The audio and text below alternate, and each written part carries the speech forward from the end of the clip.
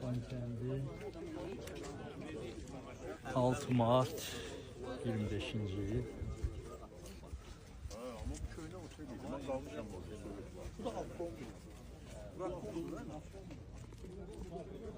Güzelliğinde Xankəndi bayraklarımız, Seferimizdeki parçaları, isteyen sömürü, tekrar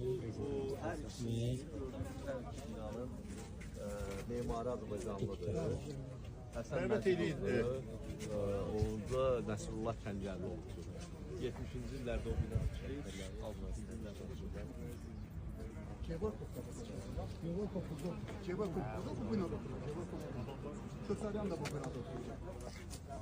Hal-hazırda belə götürək, burada bərpa quruculuq işləri aparılır. Sənət Prezidentin sərəncamı ilə, göstərişi ilə belə götürək. Bu meydan adlı Zəfər meydanı oldu. Bu muzey, bu Zəfər muzeyi olur. Bərpa quruculuq işləri aparılır. Bu ilin iyul ayına hazır olacaq. Sonra bunun arkasında bax gördüyünüz həmən o banerlə əhatəyə alınmış hissə böyük 12.6 hektar ərazi Zəfər parkı olacaq. Burada Azərbaycanın ən böyük Zəfər tağı abidəsi olacaq orada. Kifayət qədər möhtəşəm bir abidədir, kifayət qədər xarici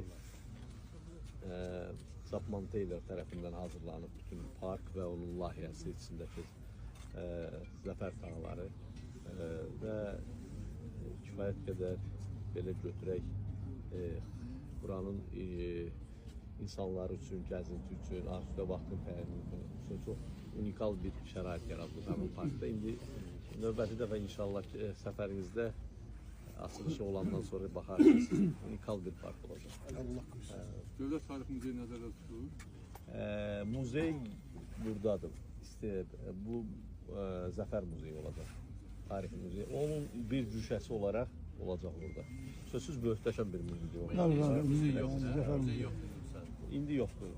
Zaman etibarilə onların dövründə, işğal dövründə bəzi muzeylər var, aslında bir ehtiyac yoxdur. Yəni digər şahsi muzeylər belə şey yoxdur.